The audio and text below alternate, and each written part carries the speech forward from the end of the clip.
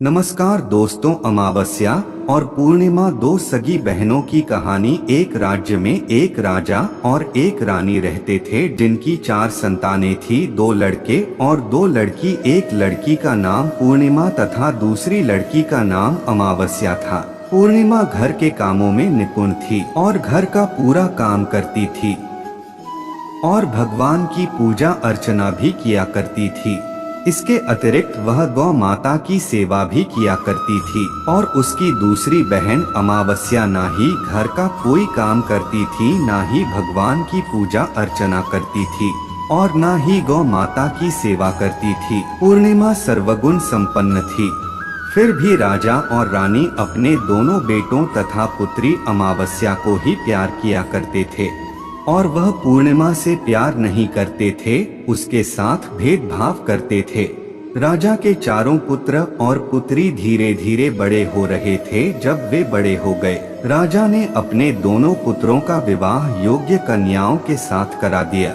इसके बाद रानी ने राजा से कहा कि अब दोनों पुत्री विवाह के योग्य हो गई है और इन दोनों का विवाह भी करा दो, लेकिन पुत्री अमावस्या का विवाह किसी बड़े खानदान में कराना और पूर्णिमा का विवाह किसी गरीब परिवार में कराना, क्योंकि पूर्णिमा को केवल भगवान की पूजा पाठ करना ही पसंद है और गाय की सेवा करना पसंद है।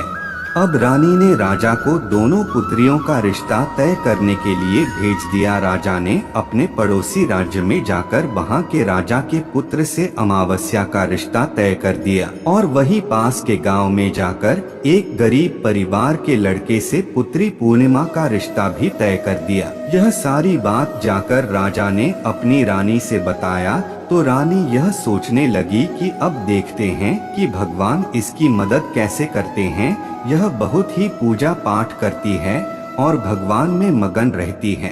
पूर्णिमा का भाई और उसकी भाभी पूर्णिमा से बहुत प्यार करते हैं, क्योंकि पूर्णिमा उनके घर के कामों में उनका साथ देती है और कामों में उनका हाथ बटाती है और यही उनकी दूसरी बहन अमावस्या उन पर अपना अधिकार जमाती है और घर का कोई कार्य नहीं करती। कुछ समय बीत जाने के बाद दोनों पुत्रियों का विवाह हो जाता है। राजा और रानी की विवाह के बाद अपनी दोनों पुत्रियों को विदाई देते हैं। विदाई देते समय राजा और रानी पुत्री अमावस्या को बहुत सारा धन और दौलत देकर विदा करते हैं और पूर्णिमा को भी कुछ भी नहीं देते, खाली हाथ अपने घर से विदा करते हैं। इसके बाद दोनों बहनें अपने अपने ससुराल को चली जाती हैं।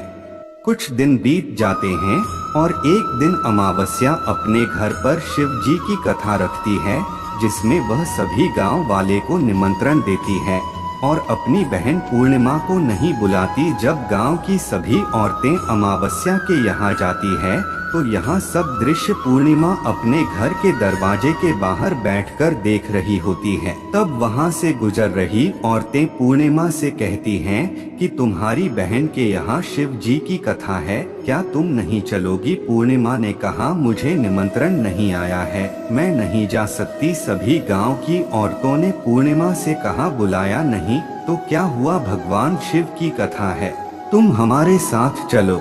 गांव की सभी औरतों की बात मानकर पूर्णिमा भी उनके साथ भगवान शिव की कथा में अमावस्या के घर चली जाती है। जब अमावस्या की नजर पूर्णिमा पर पड़ती है तो वह कहती है कि तुम यहाँ कैसे चली आई, मैंने तो तुम्हें बुलाया नहीं था। खैर कोई बात नहीं, अब तुम आ ही गई हो तो चुपचाप बैठी रहना। और यह कहते हुए अमावस्या ने पूर्णिमा की गरीबी का भी बहुत मजाक उड़ाया। पूर्णिमा की आंखों में आंसू आ गए और रोते रोते मन ही मन में पूर्णिमा भगवान शिव से विनती करती है, हे भगवान, क्या पूजा पाठ करना गलत है? गौ माता की सेवा करना गलत है? आखिर मेरी गलती क्या है? आप मुझ पर अपनी कृपा दृष्टि कब बनाएंगे? पूर्णिमा बार बार भगवान शिव से यही कहती रहती। इतने में शिव कथा पूरी हो जाती है और अमावस्या भगवान का प्रसाद बांटने लगती है। वह सभी लोगों को प्रसाद देती है, लेकिन पूर्णिमा को वह प्रसाद नहीं देती। पूर्णिमा बिना प्रसाद के ही अपने घर लौट जाती है। रास्ते में वह यह सोचते हुए चलती है कि यदि बच्चे उससे कथा का प्रसाद मांगेंगे तो वह उन्हें क्या जवाब देगी। उसने सोचा था कि वह अपने मायके अपने भाई और भौजाई के यहाँ जाएगी और वहाँ जाते हुए वहाँ बच्चों के लिए कुछ लेकर जाएगी। ऐसा सोचते हुए वह अपने घर वापस लौट आई। घर वापस लौटकर आने के बाद वह अपने पति और बच्चों से कहती है कि वह अपने मायके जा रही है। पति ने कहा ठीक है, और कुछ समय के बाद पूर्णिमा अपने मायके के लिए रवाना हो गई। चलते चलते रास्ते में एक चबूतरा आया जिस पर तुलसी का पौधा लगा था। उस चबूतरे पर एक बूढ़ी अम्मा बैठी हुई थी। वह कोई और नहीं, साक्षात तुलसी माँ थी।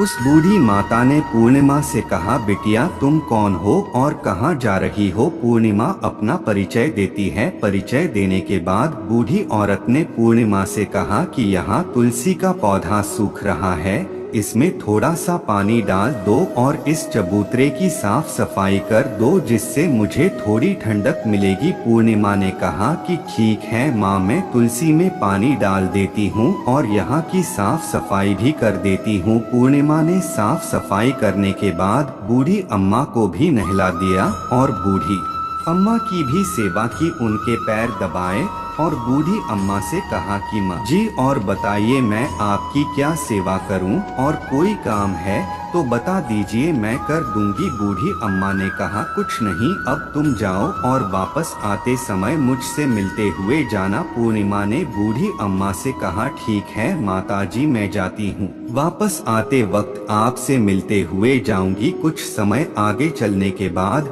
एक शिव मंदिर आया। वहाँ पर उसे एक बूढ़े बाबा मिले जो मंदिर के बाहर बैठे हुए थे। वह कोई और नहीं, साक्षात भोलेनाथ थे। उन्होंने पूर्णिमा से कहा कि कहाँ जा रही हो बेटी, तुम कौन हो। तब पूर्णिमा ने अपना परिचय दिया। फिर उस बूढ़े बाबा ने पूर्णिमा से कहा इस चबूतरे की और इस मंदिर की सफाई कर दो। तब पूर्णिमा ने मंदिर की और चबूतरे की साफ सफाई कर दी और वहाँ पर पूजा पाठ अर्चना भी की। और साफ सफाई पूजा अर्चना करने के बाद उन्होंने बूढ़े बाबा को भी नहला दिया और उनसे कहा कि बाबा और कोई काम हो तो बताइए। तब बूढ़े बाबा ने कहा नहीं बेटी, अब तुम जाओ और वापस आते वक्त मुझसे मिलते हुए जाना। पूर्णिमा ने कहा ठीक है बाबा मैं जाती हूँ, वापस आते हुए आपसे मिलते हुए जाऊंगी। आगे चलते चलते कुछ दूर चलने के बाद पूर्णिमा को एक काली जी का मंदिर दिखा। वहाँ भी एक बूढ़ी अम्मा चबूतरे पर बैठी हुई थी। उस बूढ़ी औरत ने भी पूर्णिमा से कहा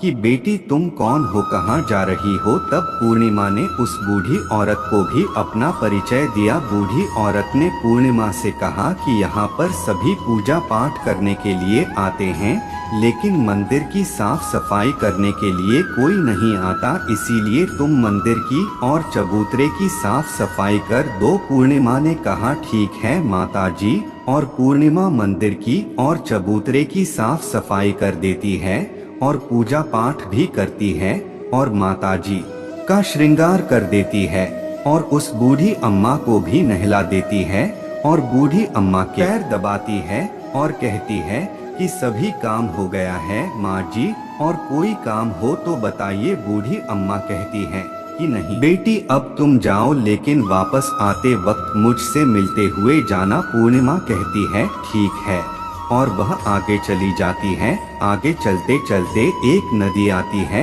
वहाँ पर भी एक बूढ़ी अम्मा बैठी रहती है और वह कहती है कि बेटी तुम कौन हो और कहाँ से आई हो। उसे भी पूर्णिमा अपना परिचय देती है। बूढ़ी औरत पूर्णिमा से कहती है कि नदी पर स्नान करने तो यहाँ पर सब आते हैं, लेकिन यहाँ की साफ सफाई कोई नहीं करता, इसलिए तुम इस किनारे पर साफ सफाई कर दो। पूर्णिमा कहती है ठीक है माँ जी, और वहाँ की साफ सफाई कर देती है और उस बूढ़ी अम्मा के पैर दबाती है और कहती है माँ जी और कोई काम हो तो बताइए। बूढ़ी औरत कहती है कि कुछ नहीं बेटी तुम जाओ, लेकिन वापस आते वक्त मुझसे मिलते हुए जाना। और वह नाव में बैठकर नदी के दूसरे किनारे पहुँच जाती है और वह अपने मायके के घर पहुँच जाती है वहाँ पर पूर्णिमा के भाई और भाभी उसे देखकर बहुत खुश हो जाते हैं और वे पूर्णिमा की बहुत खातिरदारी करते हैं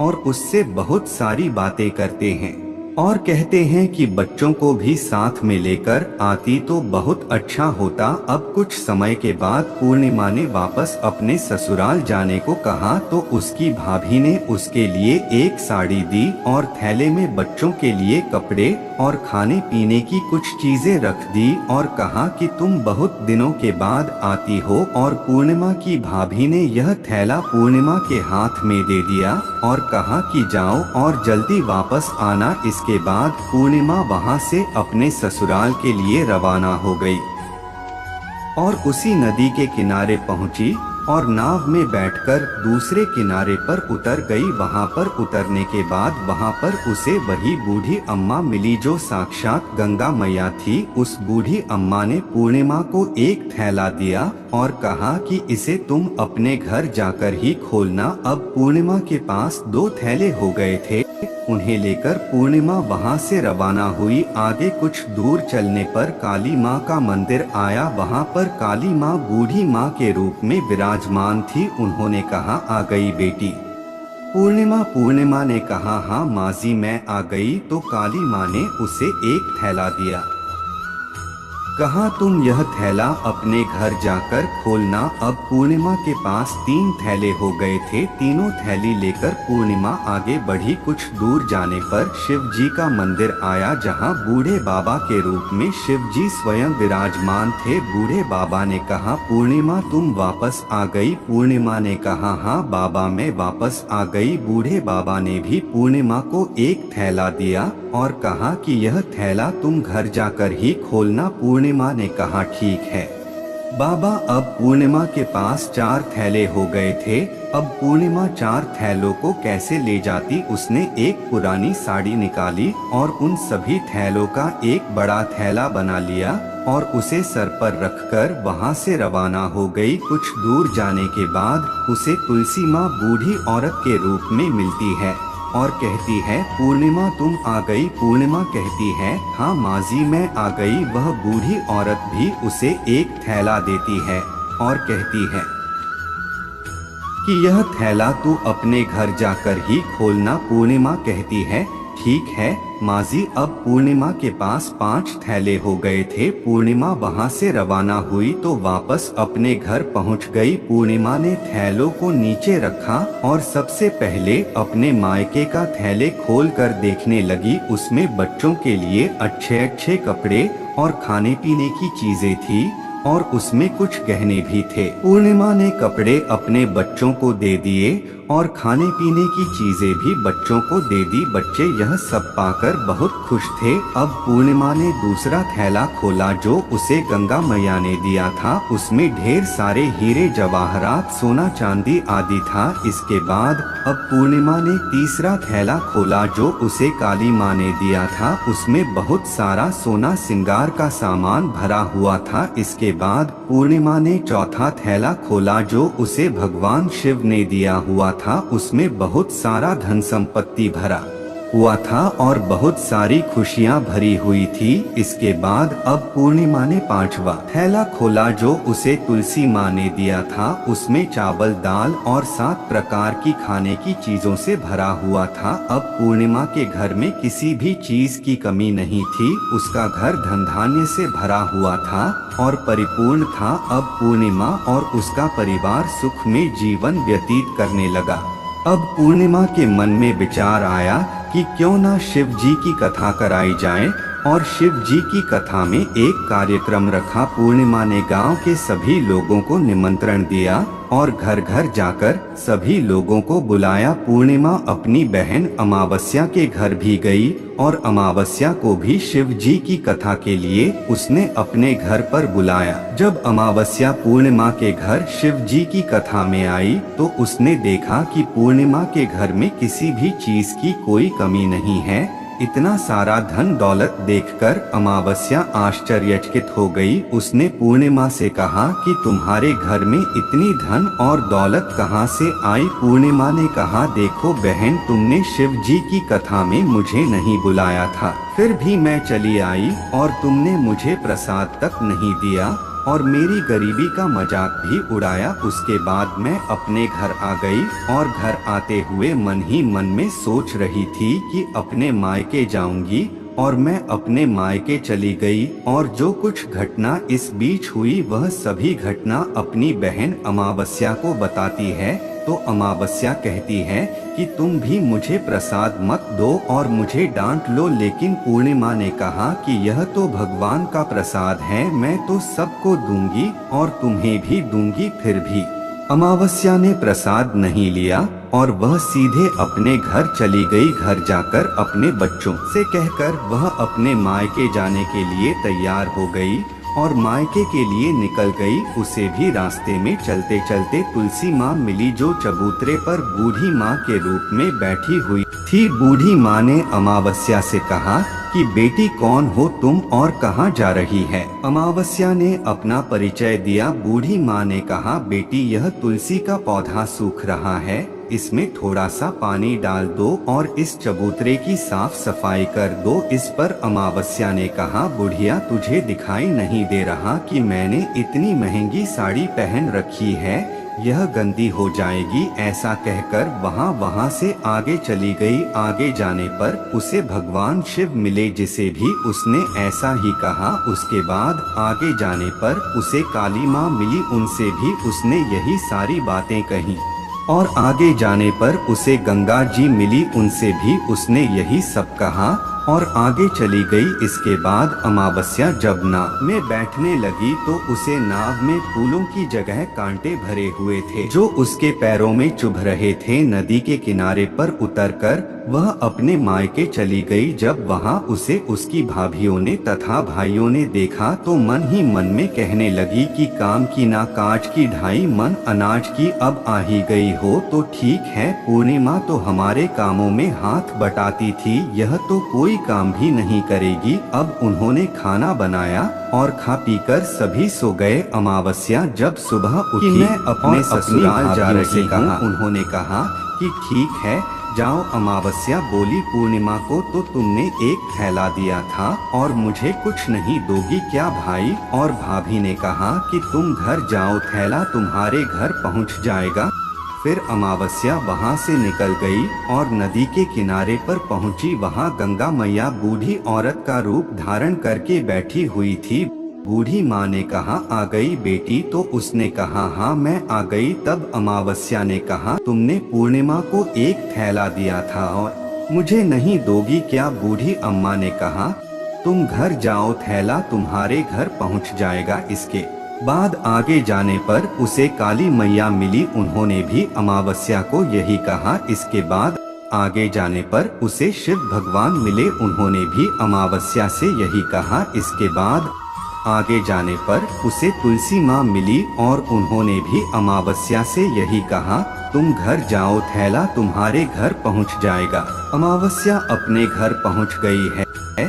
घर पहुंचकर उसने आंगन में देखा तो वहां पर 5 थैले पड़े हुए थे। अमावस्या ने मन ही मन सोचा कि अब तो मेरे पास बहुत सारी धन और दौलत आ जाएगी। जल्दी जल्दी उसमें सभी थैले को खोला। किसी में मिट्टी थी तो किसी में पत्थर, किसी में कंकड़ और किसी में कोयला। उसे मायके से भी कुछ नहीं मिला था, इन थैलों में कुछ भी नहीं था। अमावस्या दौड़ती हुई पूर्णिमा के घर गई और कहने लगी कि तुम्हें तो इतना सब कुछ मिला, मुझे तो कुछ नहीं मिला, आखिर क्यों? तो पूर्णिमा कहती है कि जब मैं अपने मायके जाती हूँ तो अपनी भाभियों के साथ उनके कामों में हाथ बटाती हूँ, उनके साथ मिलकर काम करती हूँ, लेकिन तुम ऐसा कुछ नहीं करती, उनकी इज्जत भी नहीं करती, इसीलिए वह तुम्हें भला क्या देंगे। इसके बाद तुमने गंगा मैया को ठुकरा दिया और काली माँ को भी ठुकरा दिया और भगवान शिव को भी तुमने ठुकरा दिया, इसलिए उन्होंने भी तुम्हें कुछ नहीं दिया। अमावस्या कहती है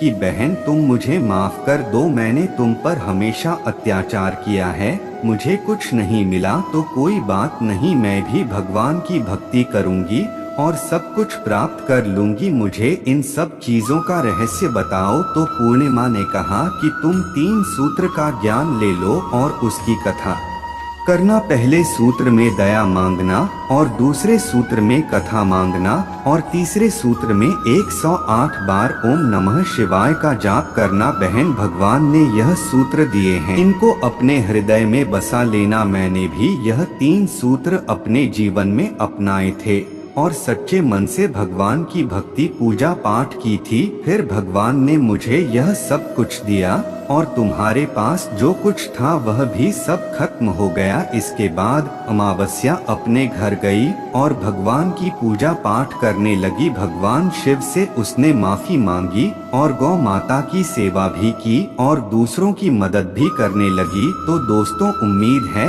आपको यह कहानी पसंद आई होगी और इससे बहुत अच्छी जानकारी प्राप्त हुई होगी। तो वीडियो में अंत तक बने रहने के लिए आपका बहुत धन्यवाद। वीडियो को लाइक करें, शेयर करें और चैनल पर नए हैं तो हमारे चैनल विनायक ज्ञान मार्ग को सब्सक्राइब करें। ऐसे ही वीडियो के लिए धन्यवाद।